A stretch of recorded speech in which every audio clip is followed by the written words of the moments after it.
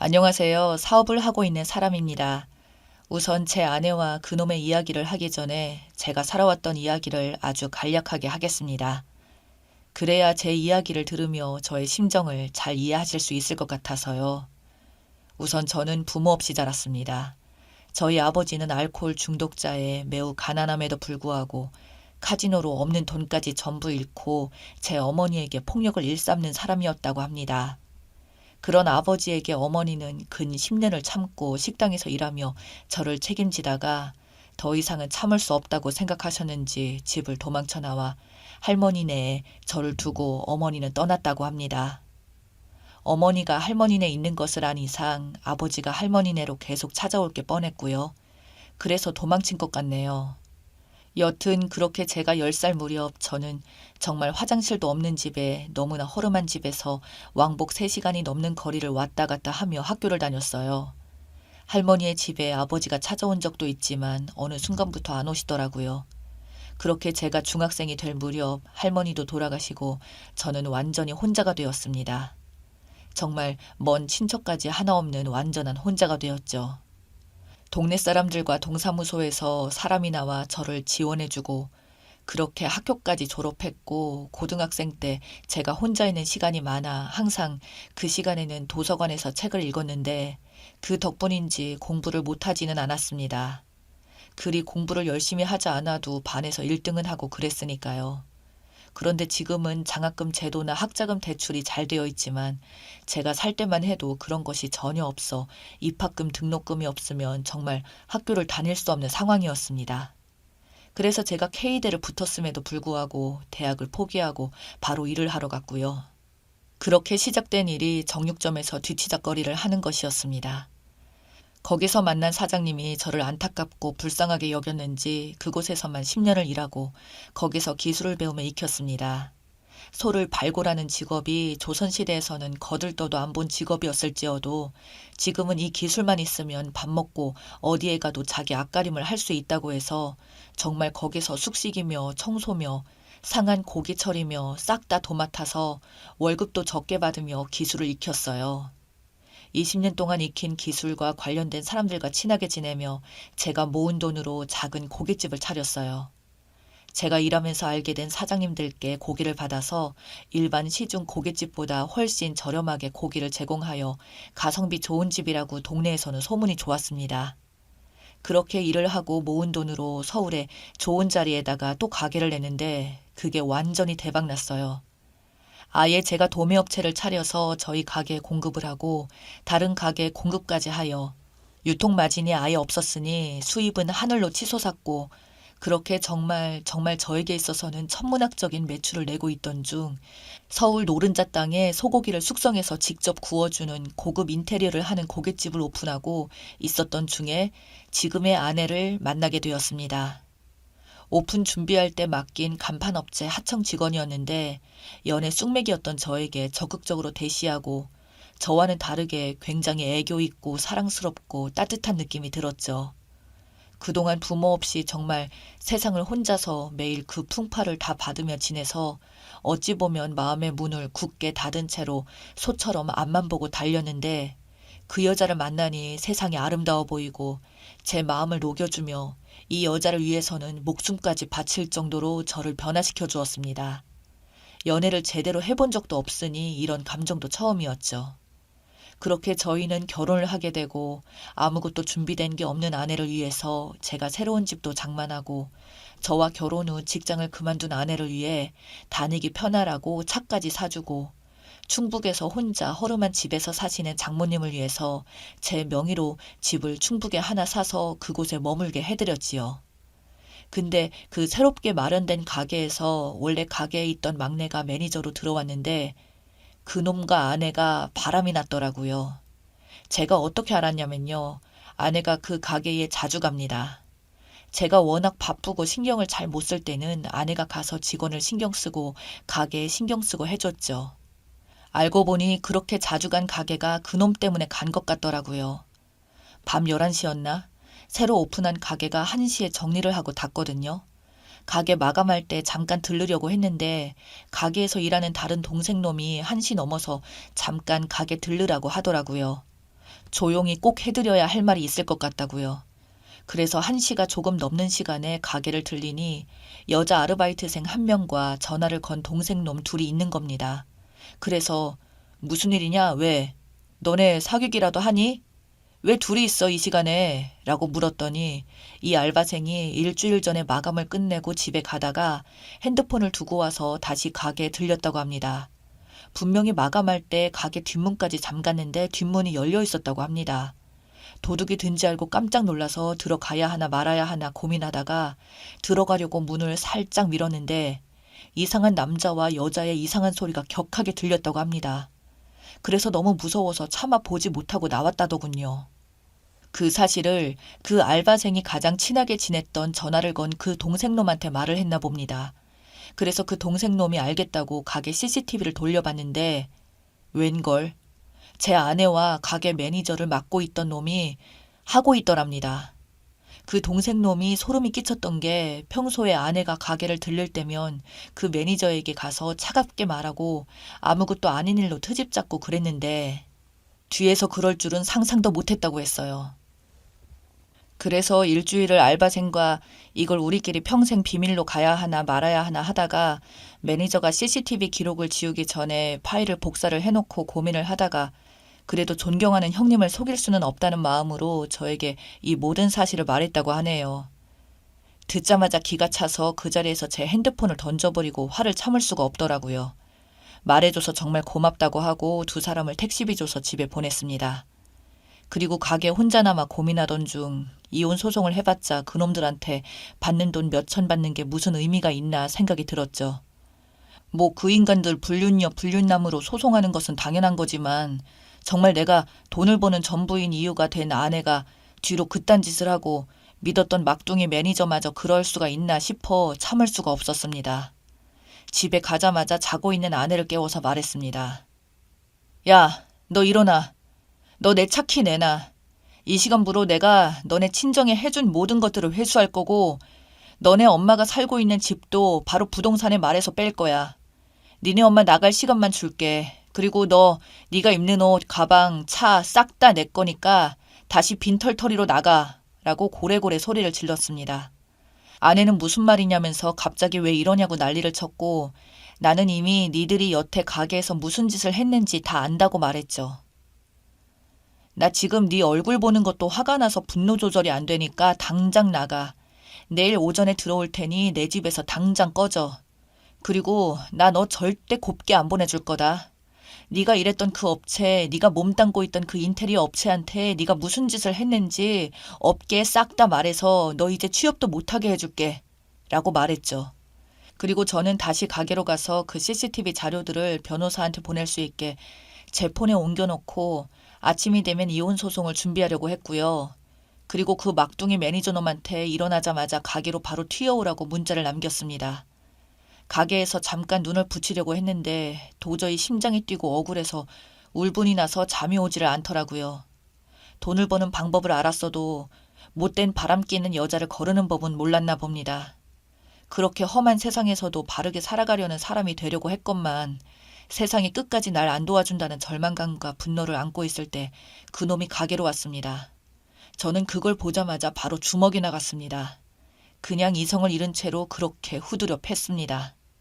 몇십 년을 정육일을 했는데 죽되게 만드는 건 일도 아니었죠. 정육일을 하며 다져진 힘을 그놈한테 이렇게 쓰려 했나 싶기도 했는데 저의 분노 그리고 이혼 소송을 해도 남는 건 내 찢어진 마음뿐이라는 것을 생각하니 그냥 주먹이 나갈 수밖에 없더라고요. 발로 그놈을 문 밖으로 밀어내고 내가 왜 때리는지 말 안 해도 너가 알 거다. 신고하려고 하면 하고 민사 형사 싹 다 고소해라. 상관없다. 다 필요 없어. 나는 이제 아무랑도 이제 상관없는 인생이니 너 이 바닥에서 내 눈에 띄면 진짜 그때는 네 숨통을 어떻게 할지 모른다 라고 해줬네요. 그놈 쫄았는지 신고는 안 하대요. 지 잘못을 알고 있겠죠. 그놈은 같은 가게 식구들도 싹 다 연락을 끊고 손도 털었다고 들었어요. 정말로 저는 그놈을 한 번이라도 더 마주치면 이성이 끊어버릴지도 모르겠네요. 아참, 그리고 CCTV 그 자료 화면을 가지고 상담을 하니 이것만 있어도 소송을 진행할 수 있고 재산 분할은 할 것도 없이 결혼 기간이 있어야 하는데 결혼한 지 얼마 안 됐을 뿐더러 위자료밖에 받을 수 없다고 하더라고요. 괜찮다고 그놈들 꼬리표 줄줄 따라다니게 소송해주고 질질 끌어달라고 했습니다. 최대한 고통스럽게요. 저야 변호사 고용해서 대리소송하면 되지만 돈 없고 시간만 많은 그 인간들은 법원에 끌려다니며 질질 끌고 안달나게 해줘야겠다 생각했죠. 법으로 할 수 있는 복수는 그것뿐이었으니까요. 그리고 장모님께도 전화해서 장모님 죄송하지만 집에서 일주일 내로 나가주세요. 부동산에도 이미 말해놔서 집 나와 있고요. 아내한테 무슨 일인지 들으세요. 라고 말했습니다. 마음 같아서는 왜 딸을 그따위로 키웠냐고 욕이라도 날리고 싶었는데 장모님이 무슨 잘못이겠어요. 그 이후로 아내가 정말 여러 번 가게에 찾아오고 자기가 취해서 그랬다, 정말 미쳤다고, 미안하다고 무릎을 꿇고 정말 지쳐 쓰러질 때까지 울고불고 난리를 쳤는데 제가 한 번 부모님한테 버림을 받으니 이번에도 아내한테 버림을 받았다는 생각에 그게 다 거짓말처럼 느껴지더라고요. 아내의 사과가 말이죠. 그래서 흔들리는 마음을 다잡고 꺼지라고 했습니다.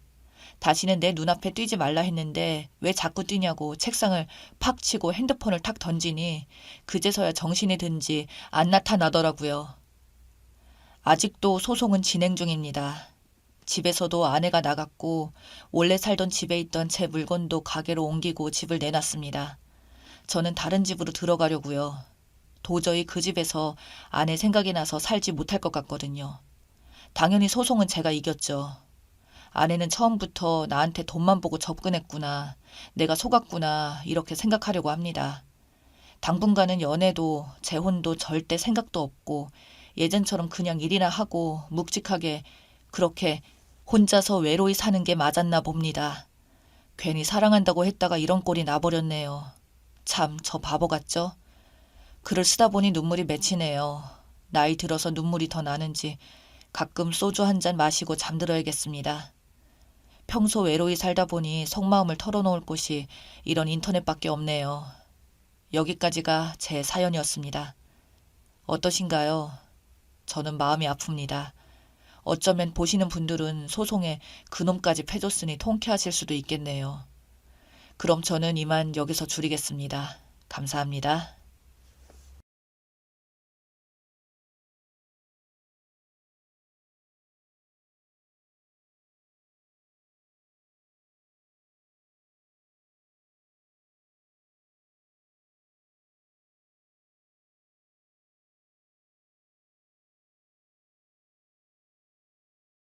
저는 30대 초반으로 결혼을 약속한 남자친구가 있습니다. 5년 동안 사귀어 왔는데 양쪽 부모님도 서로 잘 알고 계십니다. 별다른 사건이 없지만 저희 둘은 결혼할 것으로 모두들 예상했었죠. 아버지가 전문직 종사자라서 개인 사무실을 갖고 계신데 어쩌다 한 번씩 아빠 사무실에 찾아가곤 합니다. 그날은 토요일인데 아빠가 사무실에 급한 볼일이 있다고 하시면서 출근을 하셨다고 했어요.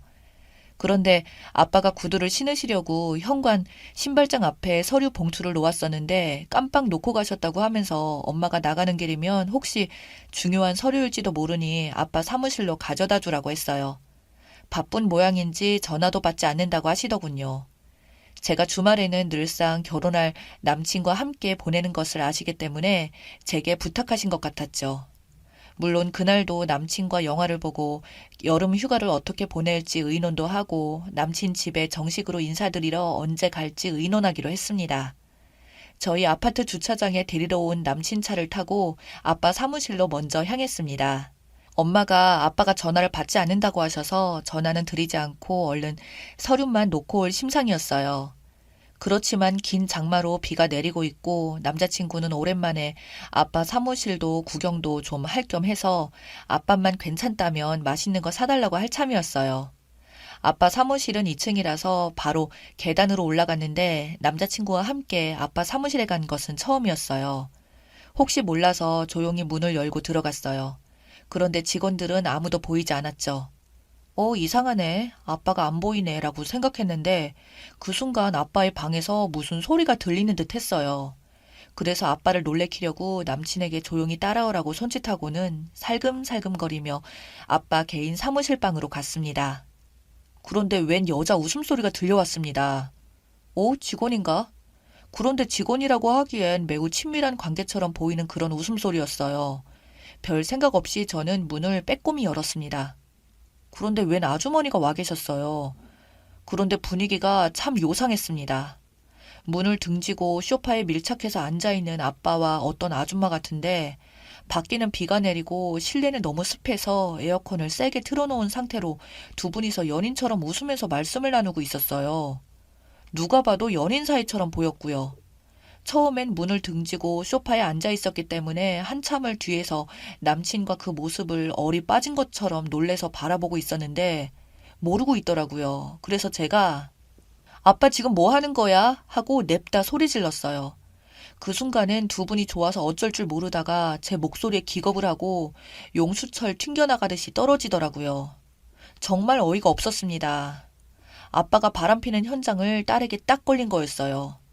세상에 우리 아빠가 이런 사람일 줄은 몰랐어요. 엄마를 놔두고 이 빗속을 뚫고 나와서 딴 여자랑 희희낙낙 하다니 기가 막혀서 말이 안 나왔어요. 아빠도 죄를 짓긴 지은 모습이었습니다.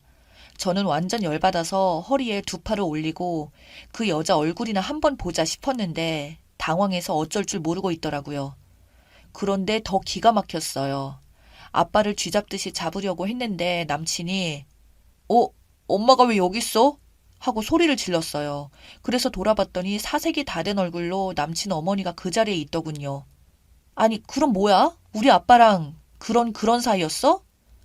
참나 말이 안 나오더라고요. 제가 입을 떡하니 벌리고 다물지 못할 만큼 놀라고 충격받았습니다.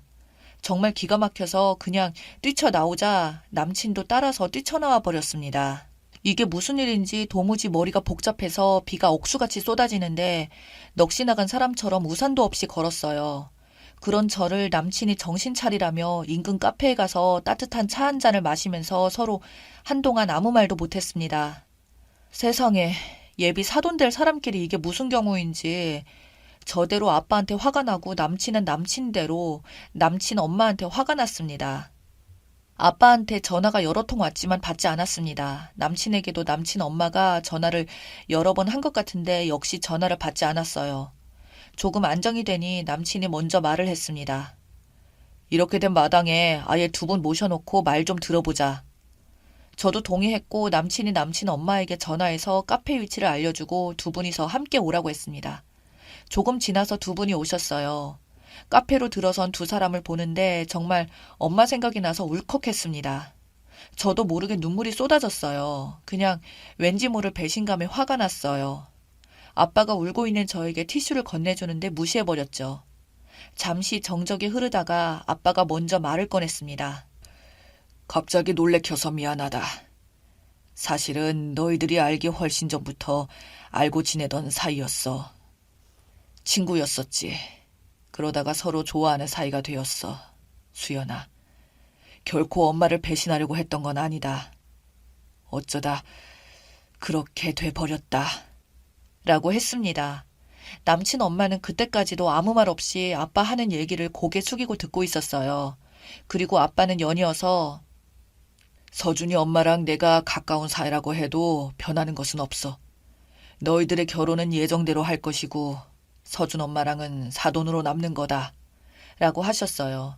그래서 제가 답답하다는 듯이 아빠, 지금 우리 결혼하는 게 문제야? 아빠가 엄마 몰래 바람 피운 게 문제잖아. 엄마가 불쌍하지도 않아? 엄마는 아빠가 바빠서 일하러 나가시는 줄 아는데 이렇게 딴 여자를 만나고 다녀도 되는 거냐고. 아빠는 미안하다고만 하시고는 할 말이 없는지 입을 다물었어요. 그리고 남친이 남친 엄마에게 엄마는 언제부터 장인어른과 가까워진 거예요? 계속 우리를 속이고 있을 생각이었어? 이해가 안 되네. 나랑 수연이 결혼할 거 뻔히 알면서도 그랬다는 게. 앞에서 남친이 남친 엄마를 몰아세우자 아빠가 뭐나 되는 것처럼 꼴사납게 남친 엄마를 보호하더라고요. 정말 그런 아빠가 얄미웠습니다. 서준이 엄마는 잘못 없다. 그냥 내가 좋아서 그런 거야. 다시는 이런 식으로 만나지 않겠다. 한 번만 모른 척 해다오. 미안하다. 했어요.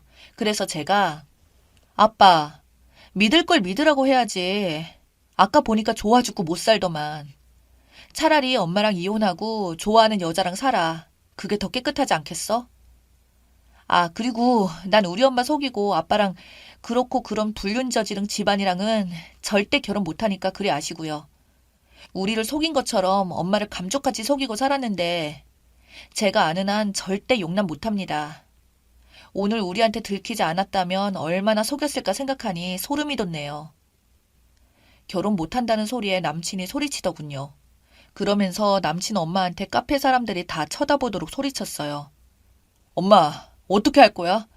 나 수연이랑 결혼 못하면 엄마 앞에서 바로 죽어버릴 거야.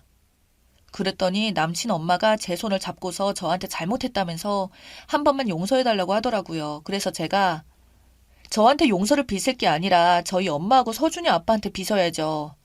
그리고 우리 엄마한테 줄 위자료 두둑하게 준비하셔야 할 거예요. 그리고 우리 엄마를 속이고 두 분이서 별짓을 다 하셨을 테니 보상을 해주셔야죠. 했습니다. 그리고 아빠랑 남친 엄마를 쳐다보면서 두 분이서 우리 엄마한테 정신적 피해 보상으로 어떻게 위자료를 지급해 주실 건지 잘 고민 한번 해보세요. 하고는 카페를 나와버렸습니다. 남친은 본지는 내버려두고 저와 결혼을 못하는 것에만 신경을 쓰고 저를 따라서 쫓아왔어요. 이제 보니 그 엄마의 그 자식이더군요. 순간 콩깍지가 벗겨지면서 저런 머저리 같은 남자를 내가 만나고 있었구나 싶어서 저도 참 한심하다는 생각을 했습니다. 저는 아빠가 엄마 몰래 바람피고 있었다는 사실에 화가 나 죽겠는데 기껏 나랑 결혼 못할까봐 쫄래쫄래 따라오는 게 우스웠습니다. 참 한심스러웠고요. 저는 남친 휴대폰을 뺏어들고 남친 아버지에게 전화를 걸었어요. 그러자 남친이 미쳤냐며 아빠한테 들키면 엄마는 바로 죽는다고 연락을 못하게 하더라고요. 그래서 그냥 넘어가라고? 누구 맘대로 하고는 남친 아버지 전화번호를 쳐서 바로 전화를 걸었습니다. 저는 다짜고짜 남친 아버지에게 제가 두 분이 바람피는 현장을 목격했다고 전했고 급히 오시라고 카페 위치와 주소를 가르쳐 드렸습니다. 엄청나게 놀라셨어요. 남친 아버지는 알겠다고 하시면서 바로 출발하신다고 하셨죠. 물론 저희 엄마에게도 자세하게 자초지종을 말씀드렸어요. 엄마는 믿을 수가 없다면서 거짓말이거나 장난치지 말라며 가만두지 않겠다고 하셨어요. 저는 엄마한테 그랬습니다. 엄마, 마음 단단히 먹고 와. 오늘 아빠랑 그냥 끝내버려. 알았지? 하고는 저는 울음을 터뜨리고 말았습니다. 제 전화를 받은 남친 아버지는 곧바로 남친 엄마에게 전화해서 꼼짝 말고 그대로 있으라고 한 모양이었어요. 수연이가 허튼 소리를 하지 않을 애인데 두고 보자고 했는지 남친 엄마가 남친에게 전화해서 혼비백산해서 벌벌 떨면서 남친에게 살려달라고 하는 것 같았습니다. 남친은 제게 이제 아버지가 아셨으니 너네 아버지도 무사하지 못할 거라고 했습니다. 그래서 제가 나쁜 짓을 했는데 무사하면 안 되지. 혼이 나야지. 안 그래? 했습니다. 그리고 어른들이 알아서 해결하시도록 우린 이제 빠지자고 했는데 남친은 그럴 수 없다고 화를 냈고요. 남친이 그러더군요. 아무래도 아버지가 엄마가 진짜 바람핀 걸 아시게 되면 엄마를 어떻게 할지 모른다고 하면서 걱정된다고 했어요. 그래서 저는 그랬어요. 잘못이 있어서 잘못했으면 벌을 받아야지 했습니다. 아니 근데 구경도 그런 구경거리가 없었습니다. 남친 아버지가 카페에 도착하자마자 자진 납세하며 무릎 꿇고 잘못했다고 빌고 또 빌고 있었고요. 남친 아버지가 몇 마디 꺼내지도 않고 남친에게 다 들었다며 사실이냐고만 물었을 뿐인데 그 카페에 있는 사람들이 다 쳐다보고 있는데도 부끄러운 줄 모르고 싹싹 빌었습니다. 엄마도 그때쯤이면 도착했는데 엄마 앞에서도 무릎 꿇고 잘못했다고 빌었습니다. 아빠는 마지못해 잘못했다고 하더라고요. 그래서 엄마가 제대로 빌지 않을 거야 하면서 엄마를 제대로 한 대 치셨어요. 중년의 아줌마와 아저씨가 남친 아버지와 저희 엄마 앞에서 무릎 꿇고 빌고 있는 모습이 참 별스러운지 구경하고 난리가 났습니다. 아빠는 끝까지 엄마랑 이혼 안 한다고 버티고 있는데 아빠가 바람핀 게 참고가 되면 알거지가 되는 거 시간 문제라고 제발 한 번만 살려달라고 빌 대로 빌고 있어요. 남친 엄마는 살려주는 것만 해도 감사하다고 하면서 눈물만 뚝뚝 흘리고 있었고요. 어찌됐건 남친은 불쌍하게 되어버린 남친 남자를 챙겨준다고 하더라고요. 너무 엄마를 코너로 몰아버리면 어떻게 될지 모른다면서 그래도 자식이라고 자기 엄마를 걱정했습니다. 그런 와중에 그래도 저희들의 문제는 확실히 짚고 넘어가야 했습니다. 제가 먼저 헤어지자고 했고 인연이 아니기 때문에 이런 일로 앞길로 가로막는 거라고 했어요.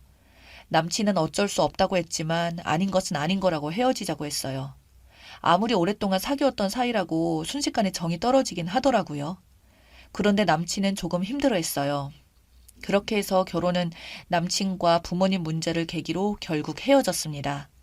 그리고 아빠가 끝까지 이혼을 기피하고 조론하는 형식으로 아빠가 혼자 집을 얻어서 나가서 살고 계십니다. 엄마는 한시도 얼굴을 마주하고 싶지 않다고 하셨어요. 아빠 때문에 저랑 남친이 결혼도 못하게 되어서 많이 속상해 하셨습니다. 별 좋지도 않은 저의 이야기를 늘어놓는데 화만 나게 해드렸는지 모르겠습니다만 세상에도 이런 일이 있고 저런 일도 있구나 하고 가볍게 생각해 주시면 고맙겠습니다. 아무래도 주변에서 흔하게 일어나는 일들이 아니지만 충분히 일어날 가능성이 있는 일이라 생각됩니다.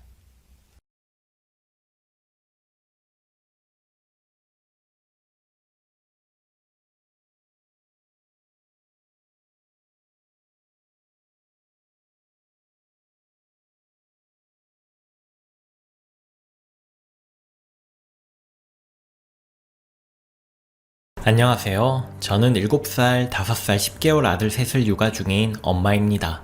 10년 전에 결혼했으니 시댁과의 인연은 딱 10년이네요. 그동안 특별한 문제 없이 잘 지냈습니다. 올 초 시부모님과 아주버님네가 전라도에서 경기도로 이사를 왔습니다.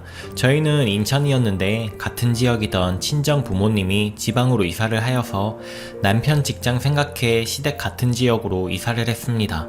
시댁 쪽 일하는 건 아니고 남편 직장이 인천에서 출퇴근하는 것보다 이사온 이곳이 훨씬 더 가까워야 밤낮 없이 주말 공휴일 없이 일하는 남편 생각해서 조금이라도 더 편하게 해주고 싶은 마음에 저는 육아 휴직 중인 직장 휴직 끝나면 너무 멀어져 더는 다닐 수 없음에도 퇴사를 마음먹고 이곳으로 이사를 왔습니다. 또한 시댁과는 사이가 나쁘지 않았던지라 이사 오는 거에 대한 거부감은 전혀 없었습니다. 시댁은 차례나 제사가 없어서 명절에 크게 의미를 안 둬요. 그냥 빨간 날이다 이 정도? 김장은 많이 하지만 시외가 댁에서 마을 사람들 다 같이 하므로 참여한 적도 없고 아이들이 어려서 오히려 오라고도 안 하셨습니다. 이런 상황이라 전 잘 지낼 수 있다고 생각하고 집 알아보러 다닐 때 아이들 데리고 시댁으로 왔습니다. 형님도 최근에 직장을 다니기 시작했고 집에는 어머님이랑 4살 여아 조카가 한 명 있습니다.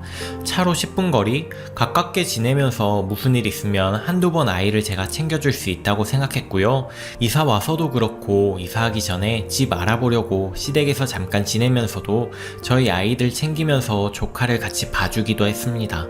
근데 이게 점점 한 번씩 우리 집으로 조카가 오는 게 당연히 그럴 수 있다고 생각하는 것 같더라고요. 원래도 잘 안 했지만 막내 시동생과 조카가 우리 집에 늦게까지 있어도 형님이고 어머님이고 점점 연락조차 안 하는 거예요. 아주버님은 일 때문에 집에는 거의 없어서 이런 상황을 모를 테니 말할 것도 없고요. 근데 오늘 같은 경우는 너무 화가 나더라고요. 형님이 토요일도 일하고 평일에는 늦게까지 일하니 어머님께서 조카를 챙기시는데 오늘은 2시쯤 막내 시동생과 조카가 왔습니다. 저희 집 10개월 막내 아들이 최근에 장염에 걸려서 많이 힘들어하고 있고 잠도 못 자고 많이 보챕니다. 시댁도 알고 있습니다. 제가 말했거든요. 시동생 말로는 집에 시부모님이 2분 다 계시다고 했습니다. 저도 스트레스에 수면 부족과 몸이 안 좋아 약을 먹었었는데 최근에 아이가 아프니 제 병원을 못 가서 지금은 일주일 동안 못 먹고 있습니다. 그래도 막내 시동생과 저희 집 오면 저한테 아예 조카를 챙기라고 오는 게 아니라 진짜 조카가 심심해서 데리고 오거든요. 막내 시동생도 야간하고 아침 일찍 첫 차 타고 오전에 집 와서 한두 시간 자고 조카랑 점심 먹고 넘어왔더라고요. 그러니 시동생한테는 제가 뭐라고 하기도 그래요. 애들 챙기면서 막내 약 먹이고 2시간 동안 잘 동안 저희 애들 낮잠 자게 하고 같이 자고 싶었지만 삼촌이랑 사촌 동생 왔다고 잘 생각이 없어 보이더라고요. 그래서 낮잠 안 재우고 애들 공부 봐주고 조카 책도 읽어주고 저녁 챙겨 먹이고 바쁘게 시간 가는 줄 모르다가 저녁 8시가 되었습니다. 온몸은 땀으로 범벅이고 배도 고프고 당도 떨어지고 그 와중에 한 번씩 애들끼리 싸우면 어르고 달래고 조카에게 늦었으니 삼촌이랑 집에 갈 건지 물어봤는데 더 있고 싶다고 해서 그러라고 했죠. 딱지 만들어주고 놀아주다가 시동생 휴대전화기로 형님 영상통화가 왔습니다. 그런데 형님은 집 근처 공원이더라고요. 어머님이랑. 조카가 엄마 보더니 보고 싶다고 해서 준비해 시동생이랑 집에 보내고 뭔가 불편한 마음에 시어머님께 전화를 했습니다. 어디시냐고. 형님 일 끝나고 집 와서 같이 저녁 먹고 운동도 할 겸 공원 나왔다고 하네요. 그리고 집에 들어가는 중이다 라고 하시는데 갑자기 애들 챙기느라 아픈 줄 모르던 허리와 배가 아프기 시작하고 화가 나더라고요. 제가 예민하게 생각한 것인지도 모르겠는데 저번 주도 시동생 없이 몇 시간을 저녁 늦게까지 조카를 봐줬거든요. 심지어 그때는 저희 아이들 어린이집 방학 기간이었습니다. 아무튼 화가 나서 저도 몸 안 좋고 막내도 아프고 힘들어서 잠도 못 자고 이러는데 형님도 어머님도 어떻게 애가 이 시간까지 우리 집에 있는데 연락 한 통도 없으시냐고, 저녁 먹고 운동하러 공원 나가고 그럴 수 있느냐고, 나도 애들 셋 주말에 집에서 혼자 보느라 힘드니 안 보냈으면 한다고 소리치면서 뭐라고 했습니다. 눈물이 막 나오더라고요. 시어머니도 이번 주 계속 아프셨다고 하시면서 알겠다고 하고 전화를 끊었습니다. 기본적으로 애가 3명이라면 육아가 힘들다는 것 좀 알아주셨으면 좋겠는데 그런 건 커녕 조카 맡기시고도 점점 당연한 듯 구는 어머님도 싫고 형님도 그렇고요. 배려 없고 무시하는 기분마저 드는 건 뭘까요? 심지어 제가 아프다고도 말씀드렸는데 며느리가 아픈 건 안 들리시는 걸까요? 형님도 본인의 하나 돌보는 거 힘들다는 거 뻔히 알 텐데 어머님 등에 업고 그러는 게 뻔뻔하게 느껴지네요. 배려가 당연하게 되어서 고마움도 미안함도 없는 것 같은 거죠. 호의가 반복되면 정말 권리인 줄 아나봐요. 형님은 좀 고맙다, 미안하다 이런 말 없는 스타일이래 무뚝뚝합니다. 고맙다고 우리 집에 애 간식 하나 사올 줄도 모르죠. 처음엔 성격이 생각하기도 했어요. 그런데 어째 점점 여우 같다는 생각이 드네요. 아무튼 밤에 10시쯤엔 항상 친정엄마 전화와서 저랑 남편 아이들 안부 묻고 하루 어땠는지 이런 거 물어봐 주시는데 여보세요? 응, 애들은 별일 없고 땡이는 오늘도 야간에 일한다니 많이 힘들겠네. 밥 잘 챙겨 먹으라고 해. 와도 잘 챙겨주고 넌 밥 먹었고 몸은 아프다면서 좀 어때? 병원은 오늘 갔다 왔니? 이렇게 여쭤보시는데 하필이면 시어머니와 통화가 끝나고 감정 추스르기 전이라 그런지 너무 속상해서 부모님 앞에서 어렸을 때 말고는 운 적도 없는데 눈물이 막 쏟아져서 입 막고 흐느끼며 울었습니다. 엄마가 저 우는 걸 눈치채시고 상황을 여쭤보는데 평소 같았으면 이런 말 할 일도 없겠지만 그동안 속상했던 말들을 다 쏟아냈습니다. 친정엄마 화가 많이 나셔서 아픈데 애 셋 보느라 힘든 사람 있는 집에 애를 보내느냐, 시부모님은 집에 있다면서 그 늦은 시간까지 애를 맡기느냐, 애 엄마는 집에 와서 애가 없으면 전화라도 해야 하는 거 아니냐, 근데 넌 밥도 제대로 못 챙겨 먹는데 느긋하게 밥 먹고 나가느냐, 지금까지 친정엄마 입에서 욕 한 번 나오시는 소리를 들어본 적도 부모님이 화내시는 걸 본 적도 없었는데 화를 내시면서 뭐라고 하시니 제가 너무 죄송하고 괜히 말했나 더 속상하더라고요. 당장에 전화해야겠다고 끊어보라고 하시면서 뭐라 하셨는데 전화 너머로 너무 늦은 시간에 전화하지 말고 내일 하라는 아버지 목소리 듣고 또 눈물 나고 아무튼 이렇게 일이 터졌습니다. 남편 오늘도 주간하고 야간도 들어가느라 내일 아침에 집에 와서 몇 시간 못 자고 또 일해야 하는데 신경 쓰일 일 하나 더 늘려서 마음은 안 좋지만 시어머님께 말하고 나니 주말에 좀 더 편하게 있을 수 있다는 생각에 마음은 차분해지는데 잘 노는 아이들, 혼자 심심해하는 조카 못 오게 하는 게 미안하기도 합니다. 사실 조카는 너무 귀엽고 예쁜데 그걸 생각하기에는 제가 너무 버겁네요. 어렵네요. 저 편하자고 만나면 서로 잘 노는 아이들 못 놀게 하는 것 같고 그렇다고 저희 첫째 둘째를 시댁으로 보내서 놀게 하는 것도 싫습니다. 물론 그 전에 아이들만 오라고도 한 적은 없지만 오라고 해도 안 보냈었겠지만 내일 친정엄마가 시어머니께 전화하실 것 같습니다.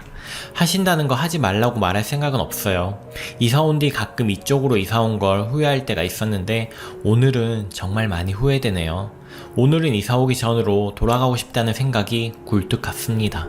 제 결정이 이렇게 후회할 날이 올 거라고는 생각도 못했는데 오히려 더 좋은 관계로 지낼 수 있을 거라고 생각했는데 그 생각부터가 잘못이었나 봐요. 결국에는 더 좋은 관계는커녕 파국을 맞이했네요. 남편한테는 정말 미안하지만 아이 초등학교 가기 전에 이사 준비를 해볼까 생각도 듭니다. 후기입니다.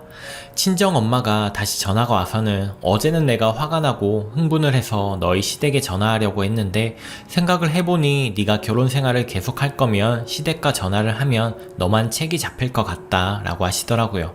그리고는 남편한테 전화를 했나봐요. 일 때문에 고생 많은 거 알지만 내 딸 좀 신경 써 달라고.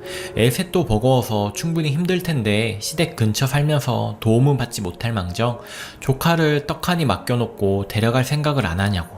아픈 사람도 그렇게 신경을 안 써주는데 평소에 어떤지 알만하다고. 내 딸 몸 결단 나기 전에 잘 처리하라고 하셨대요. 평소 좋은 말만 하던 장모가 강한 어조로 이야기한 게 놀랐는지 남편은 저에게 괜찮느냐 제 마음을 신경 써주고 적어도 제 앞에서는 욕을 같이 해주었고요. 기분이 조금 풀어지긴 했죠. 그리고는 자기가 대신 아주버님한테 말해줄까 묻더라고요. 그건 또 신경 쓰더라고요. 아주버님도 세세하게 잘 모르시는 것 같은데 형제간의 우애가 파토나는 건 싫으니까요. 제가 처리하겠노라 했죠. 대신 제가 결정하는 것에 무조건 따라주겠다는 약속을 받아놨었죠. 어머님은 아들과 통화하셨는지 어쨌는지 몸은 어떠냐 물어보시곤 형님이 직장에서 힘든 일이 있어서 달래준다고 그랬다는 둥, 안 그래도 반찬 싸서 가려고 했다는 둥 말도 안 되는 변명을 하시더라고요. 대충 듣고 끊으려 했는데 앞으로는 아플 때는 안 보내시겠다 하시더라고요. 그럼 평소에는 보내시겠다는 건가 싶어서 형님하고 이야기할게요 하고 끊어버렸습니다. 제가 그동안 기본적으로 많이 힘들었다는 생각을 못 하시는 듯 했습니다. 딸이 아니라 그런가 봐요. 그보다도 전 형님이 연락도 없는 것이 너무 괘씸한 거예요. 조카가 누구 애입니까? 어쨌든 그런 일이 생겼고 이야기를 들었을 텐데 미안하다 한마디를 해야 하는 거 아닙니까? 어떤 말도 연락도 없었습니다. 그래서 벼르고 있다가 그 일이 있고 그 다음 주 일요일에 갑자기 일이 생겼다고 하고 애 셋 데리고 들이닥쳤습니다. 어머님과 형님 엄청나게 당황하더라고요. 몇 시간만 봐달라고 하고 애들 넣어놓고 도망치듯 탈출해서 친구들 만나서 커피 마시고 왔습니다. 얼마 만의 자유인가 싶어서 이것이 천국인가 싶더라고요. 솔직히 8개월짜리 아기가 좀 걱정이 되었는데 작정한 일이니만큼 저질러 버렸습니다. 의도적인 거 알았겠지만 뭐 그동안 제가 애 봐준 게 얼마인가요? 이 정도면 약과지요. 입구에서 형님의 그 멋씹은 표정 아직도 기억이 나네요. 그리고 최종적으로 댓글 써주신 분들 말대로 당장 집을 뺐습니다. 남편도 친정엄마가 언질 준 게 있어서 그런지 제가 요새 미친 사람처럼 히스테리를 부려서 그런지 별말 없이 따라주더라고요. 시어머님이 지금 그때 일 때문에 그러는 거냐며 노발대발 하셨지만 어쩌겠습니까? 이미 집을 구한 상태인 것을. 겪어보지 않은 일이라 시댁과 가깝게 산다는 걸 너무 안일하게 생각한 저의 죄이지요. 혹시나 여러분들도 시댁 근처에 이사를 생각하고 계신다면 도시락 싸서라도 말리고 싶습니다. 저는 이제부터라도 만만한 며느리에서 벗어나 보렵니다. 우리 아이들 새 키우는 거에 집중해서 잘 키워야겠어요. 같이 욕해주신 여러분들 모두 감사드립니다. 저 잘한 거라 판단되나요? 베스트 댓글입니다. 처음이 힘들지 그 꼴 계속 보다가 스트레스로 죽어요. 제가 그랬거든요. 둘째 낳고 3주째인가 신우의 둘이 사촌동생 애기 보고 싶다고 주말마다 왔습니다. 신우는 잠깐 나갔다 온다 하고 늘 몇 시간씩 비우고요. 쌓인 게 터져 미친 사람 푸닥거리 한번 하고 대판 싸운 후 발끈게 했습니다. 자꾸 받아주면 애들끼리 잘 논다는 핑계로 계속 맡깁니다. 잘하셨습니다. 마음 독하게 먹으세요. 친정엄마 가슴 찢어지는 일 안 만드셔야죠. 베스트 댓글 2. 시어머니, 시동생, 형님 죄다 생각도 없고 형님이란 여자는 본인의 하나도 돌보는 거 힘들다는 거 뻔히 알면서 애 셋 있는 집, 게다가 애기가 아픈 집에 지 자식 보내놓고 데리러 올 생각을 안 하고 애 한두 번 봐줄 수도 있다는 생각은 위험한 생각이에요. 한 번이 두 번이 되고 나중엔 지금처럼 당연하게 돼서 고마운 것도 없어지고 미안함도 없어지게 되거든요. 시동생한테도 다신 조카 데려오지 말라고 하시고 시어머니 형님한테도 단단히 얘기해두세요. 형님이란 여자는 지금껏 스니님을 호락호락 만만한 사람이라고 생각한 모양인데 이미 좋은 관계는 꼬였으니 앞으로 불편한 사람이 되면 해결이 될 거예요. 그리고 이사결정 잘하신 겁니다. 절대 가까이 살지 마세요. 오늘의 사연은 여기까지입니다. 여러분의 생각은 어떠신가요? 오늘도 낭만캐스터와 함께 행복한 하루 보내세요. 감사합니다.